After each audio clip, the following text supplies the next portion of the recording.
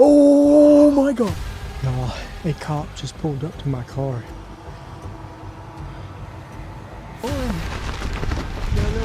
No. The rocking chair. Oh my god! The chair's moving.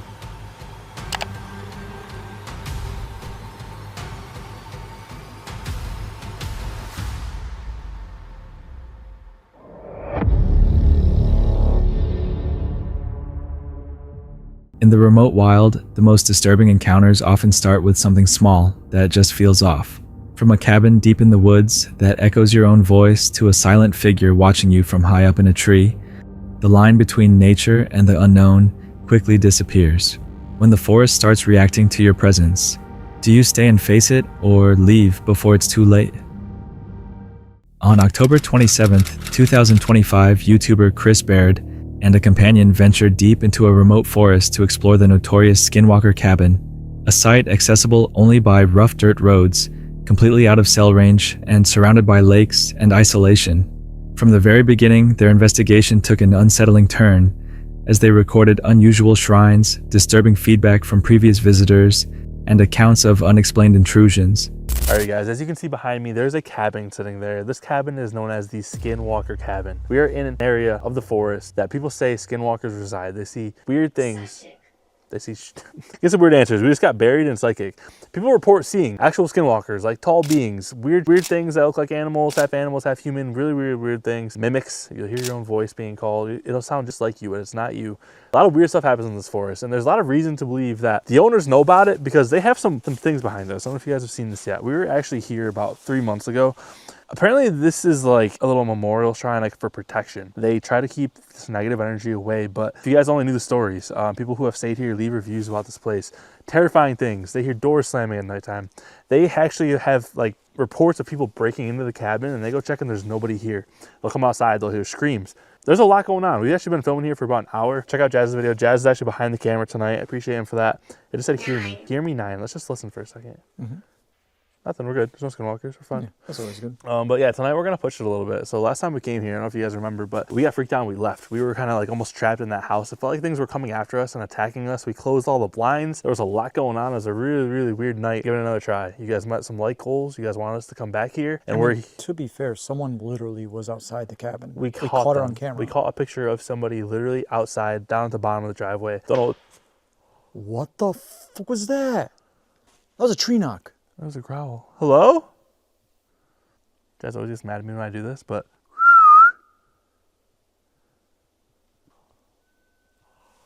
Oh my god. That was a whistle back. Yeah. That's so crazy. Dude, if I had a Big Mac right now, I don't think I'd ever complain again. Dude. Hello? Who do we keep hearing?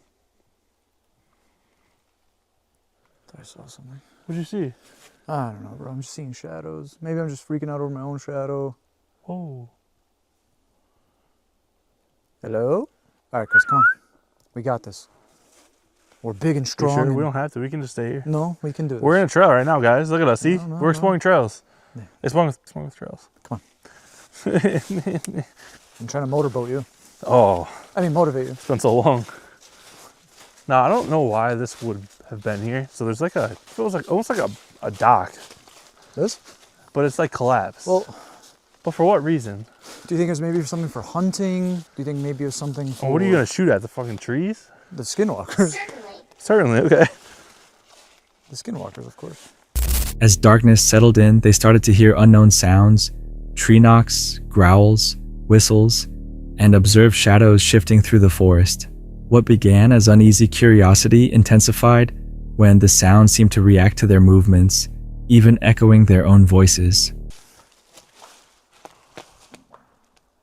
Chris, that's a tree knock. There's a stick right there. Do it back. I was going to start clapping.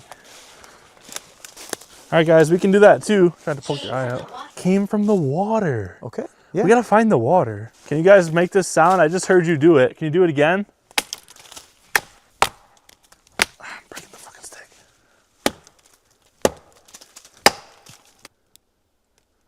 Oh my God!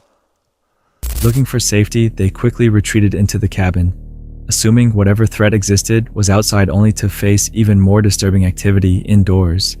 including unexplained motion and noises that implied something was directly engaging with them. Where did you guys come from? Like who summoned you? How did you get here? Summoned. Okay. Okay, so when were you summoned? Can you at least tell us that? Yeah. What the f was that? The rocking chair. Oh my The god! chair's moving. Chris, shut the f up. What the fuck is going on right now? Dude, I'm like frozen right now. I legit can't move right now. Someone's like getting dragged upstairs.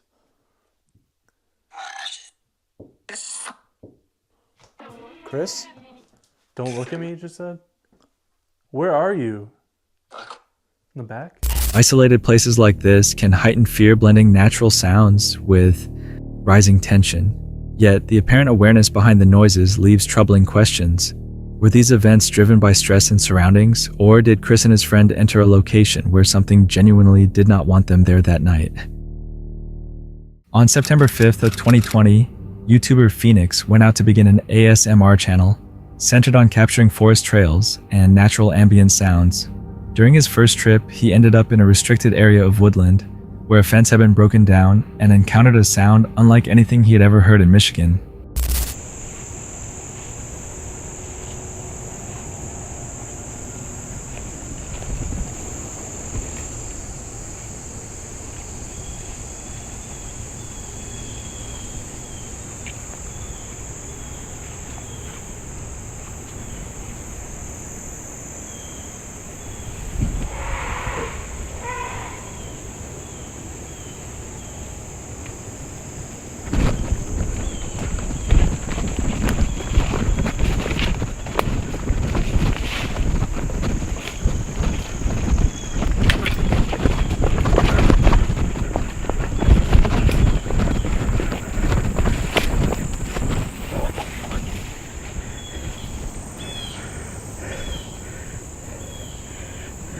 Even with the years of experience walking trails, the noise felt completely unfamiliar to him. Phoenix decided not to go any closer, later describing whatever produced it as sounding either aggressive or in distress. Strange sounds in remote environments can often have natural explanations, but they can also trigger strong, instinctive fear. Do you think he walked away from a harmless animal, or something far more disturbing hidden in the forest? On February 4th, 2025, outdoor YouTuber Walter Zollner headed out for a winter hike along the Appalachian Trail near Mincy Overlook, expecting calm scenery and a typical outing. All right, incredible view there from Mincy Overlook. We're going to go a bit further up the AT to get to the true summit of Mincy, and then we're going to turn around and I'm going to get a little further ahead, and I got to tell you about something that was very, very disturbing at the overlook up there. Really creepy. While recording and speaking to his viewers, he started to hear movement in the brush behind him, noises he first brushed off as small animals, something common in colder seasons when dry leaves carry sound more clearly. As he kept walking, the sounds continued to track him. I want to get a little bit further up the trail, get some distance from the overlook before I put the camera down and talk to you about what just happened up there. Not the kind of thing you want to have happen on a beautiful day on a hike like this. Downright creepy stuff. All right, we are on top of Blue Mountain, the ridge that basically the Appalachian Trail follows this ridge all the way through Pennsylvania. And according to all trails, there's one more little lookout here, Mincy South lookout. South is the direction I came from and the direction I live in. So I'm gonna sit down here and have a little talk with you about something. When he finally took a closer look, what he initially thought could be a bear turned out to be something far more unsettling: a man dressed entirely in black, standing unnaturally still in a tree. All right, guys, now I'm sitting here at the Mincy South Overlook, about a quarter mile past the main overlook, which should have been the highlight of this whole hike. But I want to tell you what happened there because I wanted to get a little bit of distance from there. So when I got to the overlook there, I kept thinking that I heard like an animal moving around in the brush. a little bit up the hill, a little bit behind me, not too far. I thought it was a small animal because in the wintertime, a small animal like a squirrel or a rabbit can sound large when it's going through the leaves. But I didn't think too much of it because the view was really beautiful. And I went into that lower area. Then I went up a little bit further and I kept hearing it. And then I looked and I saw something dark and black. And I thought, oh, that could be a bear. That would be cool, you know. Weird to be seeing a bear in the daytime in early February, but the weather's been kind of weird. That would be awesome. And I'm looking and I start hearing like this music, like really like low bass, kind of creepy music. And I'm looking and there's this guy and he's like standing in a tree, all dressed in black like this, okay? This was creepy as shit, okay? I'm telling you this, I'm not making this up. Now, I'm in the middle of filming my video. I got really unnerved by this, but I kept taking my couple of pictures. I didn't stay there as long as I wanted to, but I never like kept them, you know, I kept my eyes in the back of my head, if you know what I'm saying. I kept them, I look on them. Now, I always carry this with me. It's just a 4-inch, you know, basic buck knife. It's got a sharp blade. I don't ever want to have to use anything like this, but I definitely was, you know, keeping it ready. What do you do when you come across a really, really creepy person out in the woods? It's a good question. It's a tough question.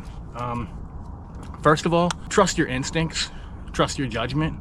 If you get a bad vibe from someone, then trust that vibe. Try to get away from them. Try to know where they are and try to move away. Maybe he was just a kid, like a weird kid, and he was just, that's his spot.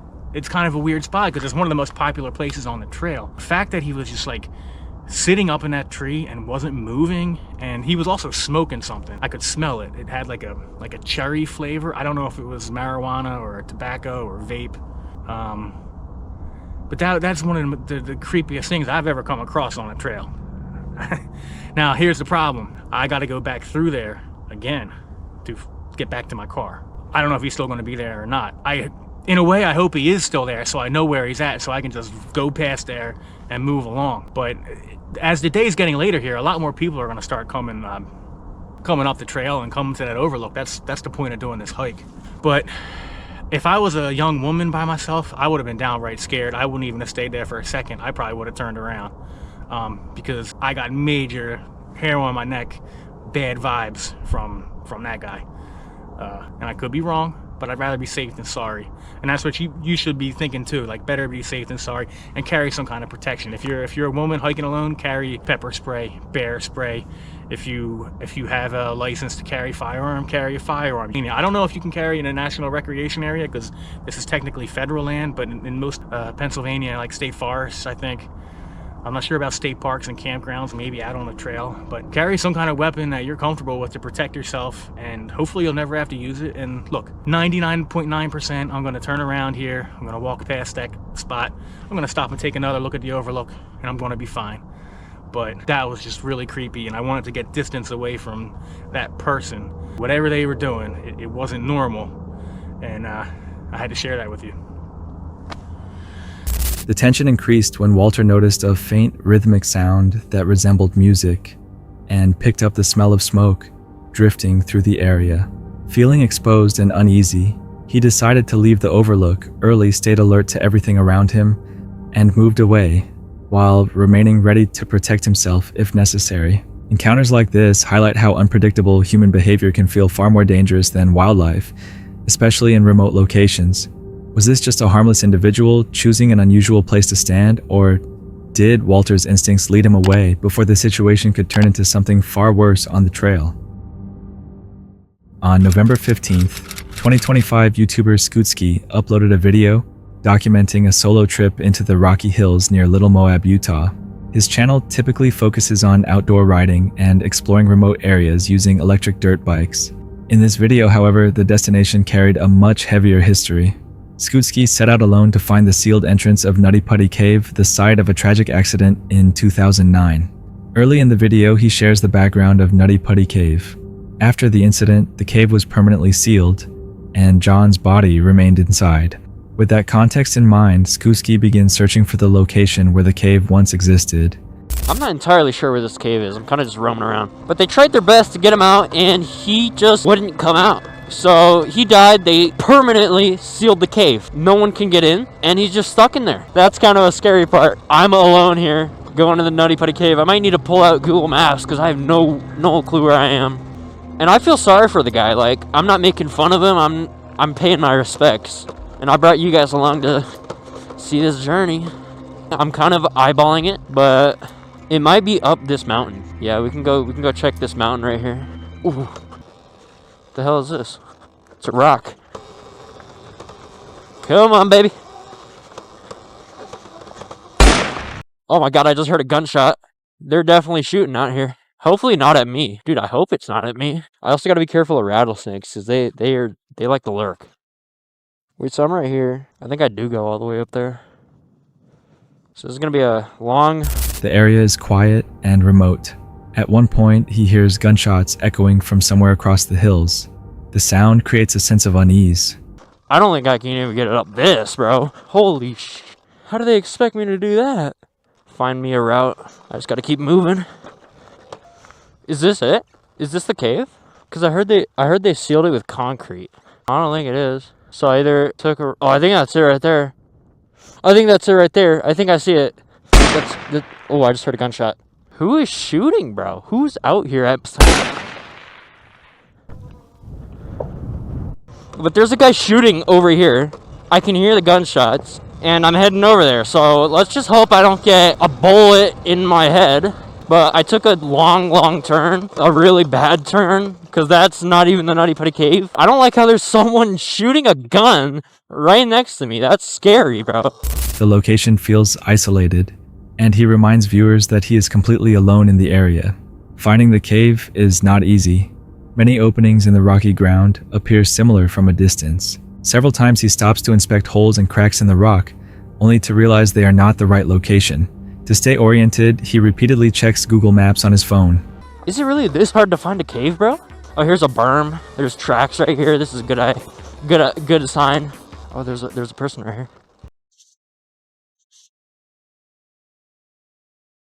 Excuse me. Do you know where the Nutty Putty Cave is? I mean, I looked on Google Maps. It said it's like right here somewhere. Okay. All right. Well, thanks for the help. Okay, we're gonna have to bust out YouTube or something. While moving through the stone hills, Skowski suddenly notices someone nearby. For a brief moment, he is unsure who the person is, or what they are doing there. The individual turns out to be a man driving a small remote-controlled car across the rocks. It is the only person Skowski encounters during the entire trip. After continuing across steep and uneven terrain, he eventually reaches the top of a rocky ridge. The search becomes more challenging because there are no signs or markers indicating the cave's location. Oh my god, it's right here. I'm so blind. Dude, it's right here.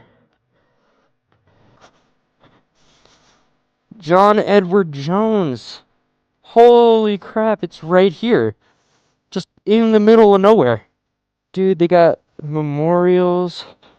There it is. That's how they sealed it off right there. So this is the sealed part of the cave. Dude, what does that say right there? This is sick. Should we go in? Let's go in.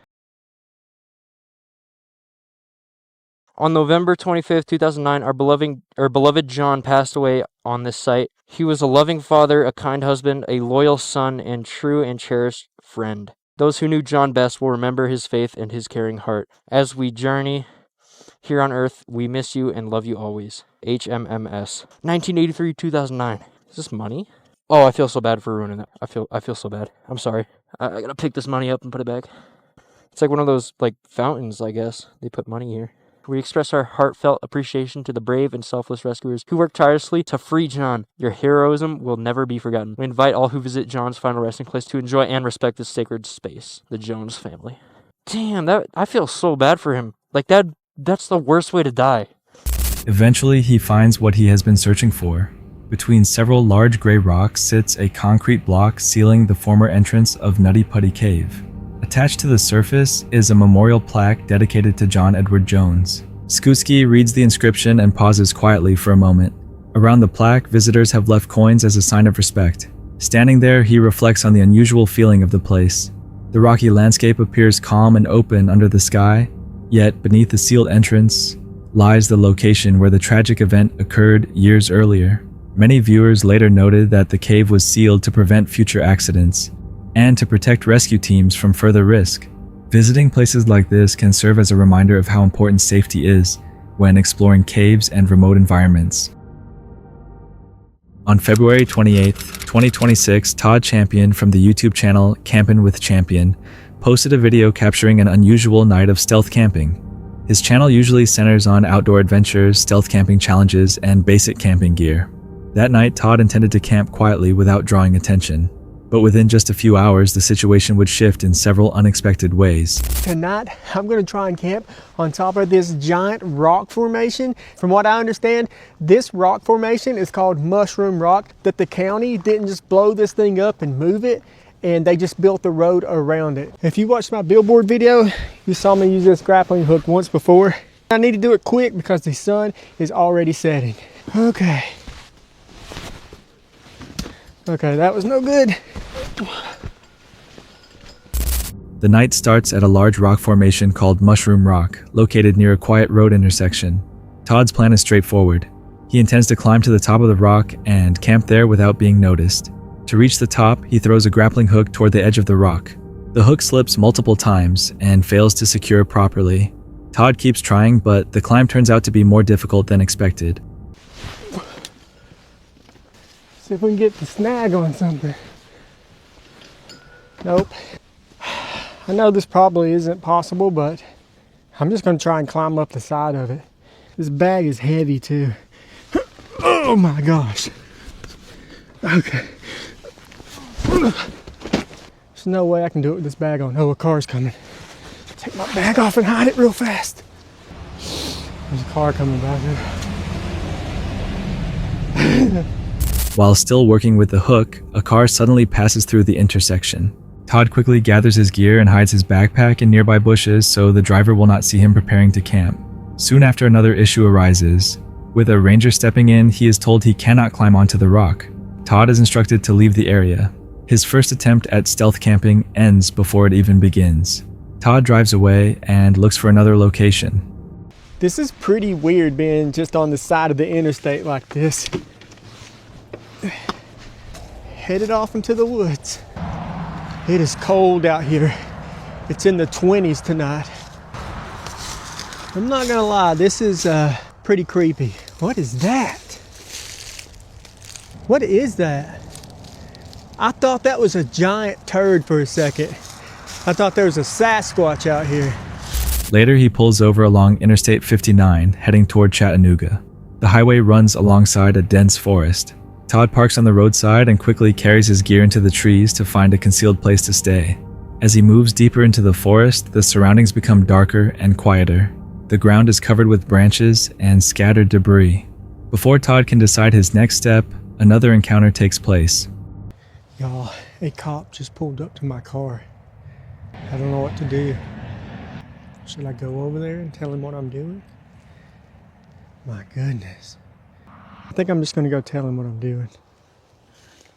I have to leave, guys. Oh, okay. The officer wasn't upset or anything. He just, basically said, nah, you can't camp here, you gotta go, so. After a brief interaction, the officer informs him he cannot remain there and must leave immediately. It's now the second time that night he has been told to move. Still hoping to complete the challenge, Todd checks Google Maps and drives about 20 miles to a quiet lakeside area. The wind is blowing so hard, and it's coming right off the water too, which makes it even colder.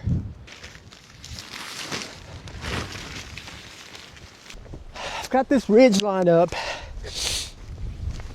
I'm gonna try and put it over it. It's like a parachute catching the wind right now. And the wind has actually died down a little too.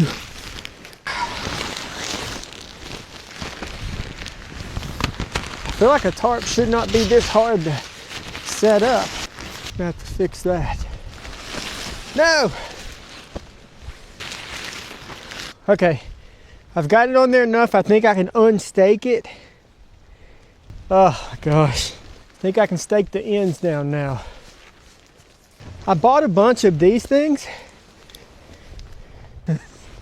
Oh my gosh, what happened back here? God, no. It has been such a struggle. Oh. Well, this tarp, it's not happening. When he arrives, strong wind is moving across the water, and the temperature has dropped below freezing. Todd attempts to set up a tarp shelter to block the wind, but each time he secures it, the wind lifts the tarp and pulls it loose. I give up, y'all. It is so windy. It has to be like 30 miles per hour right now. I don't think the tarp's gonna go anywhere because I have it tied to the trees pretty hard unless it just completely rips all of these off. But I can't sleep in there. It is freezing. The wind is killing me. I am going to retreat. The wind reaches nearly 30 miles per hour, and the cold begins to numb his hands. Tying knots becomes difficult. After several attempts, Todd decides it is not safe to stay there. He packs up his gear, ends the stealth camping attempt, and drives to a nearby Waffle House to warm up and eat a late meal. After being stopped twice and forced to relocate again by the wind, some viewers questioned whether that night simply was not meant for camping. If you were in Todd's situation, would you continue searching for another spot or end the trip there? This video comes from the YouTube channel Man Dog Wild, where creator Johan M.G. Wild has spent the past 4 years bringing viewers along on wild camping and survival adventures. Known for his strong passion for the outdoors, Johan often shares the beauty challenges and excitement of living off the land while exploring remote natural environments. In this case, what begins as a peaceful trip gradually turns into a tense and unexplained camping encounter deep in the wilderness. In this particular video, Johan sets out on another camping trip far from civilization planning to enjoy the quiet surroundings he is familiar with. But this time he decides to try something different. Along with camping, he experiments with a paranormal investigation driven by a strange feeling that there may be more to the area than it first appears. It's February 9th, 2025. Johan begins the journey in good spirits, enjoying the clear weather while searching for a suitable place to set up camp. After exploring for some time, he finds a good location. With the camp ready, he sits down with a hot cup of coffee, taking a moment to relax and appreciate the calm environment before nightfall. As the sun sets, the atmosphere shifts. The fading light stretches long shadows across the area, giving the surroundings a slightly eerie tone. Johan decides it's the right moment to begin his experiment. He opens several ghost hunting apps and tests them, but nothing unusual appears. The readings remain stable, showing no clear signs of paranormal activity.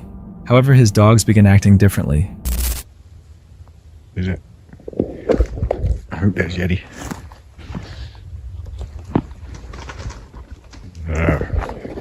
TC's off. She's gone.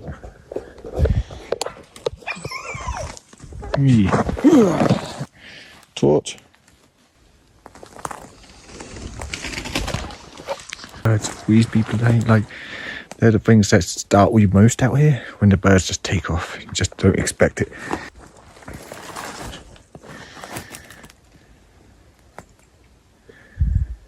Okay, Agu. Their sudden alertness makes him uneasy. When a nearby bird suddenly takes flight, he briefly assumes the dogs were reacting to a small animal. But the uneasy feeling does not fully fade. As he continues, something in the atmosphere changes. The air feels tense, almost heavy. I just heard some kind of...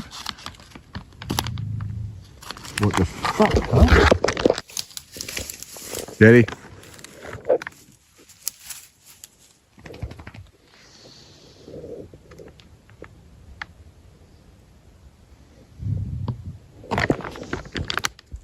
What's going on, Yeds?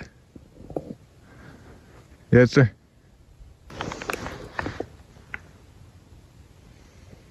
Okay, you find that funny? You find that funny?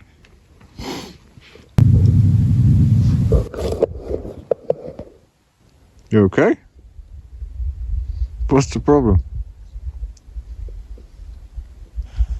Okay. I don't know why she's sitting right behind me growling. I'd prefer it if you didn't growl at me, huh?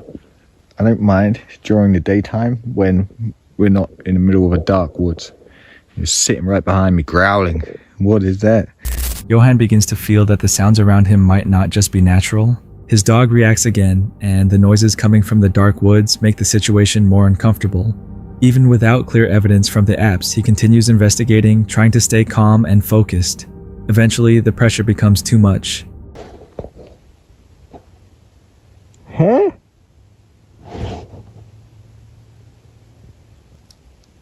Ralph. Your name is what? Ralph. Good timing, Ralph. I was just concentrating on something. What is this? Literally right where I was about to sit. It's hair. Dark hair. Okay, Ralph. Are you the dark figure that was watching us within the woods the last time we were here? Eddie. Be alert, please. Walking around in there. We're right by this little trail. It's good.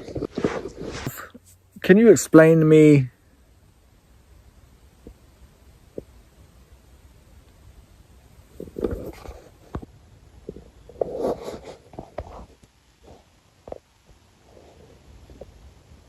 You're moving around, Ralph? Is that you? I don't know. I'm right here.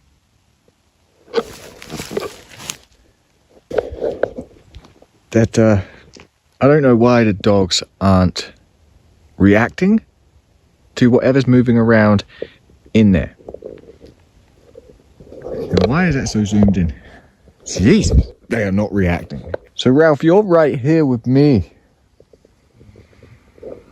Do you want me to leave? Oh, it's such a bad headache. I can't leave. You can't leave. I know. So it was you I was speaking to earlier when you were saying you were stuck. Why can't you leave? Well, because you're stuck. Do you want me to leave? Okay. Is this someone else I'm speaking to? What is your name? Sinful. Sinful. It's dark. Definitely something walking around in there.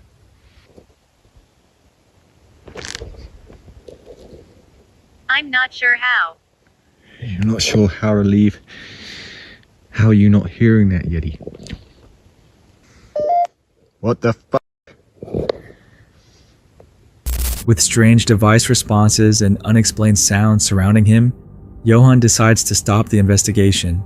He returns to his shelter and lies down, but the uneasy feeling remains. Sleep is difficult, and the strange atmosphere continues to stay with him. In the end, what started as a peaceful trip turns into a mysterious camping encounter filled with uncertainty. There are no clear answers, only questions left behind by the experience. If you were there, would you keep investigating or leave before something gets closer? That's it for tonight. Which moment creep? Drop it in the comments. Have your own story, share it with us, and stay tuned. The next one is even darker.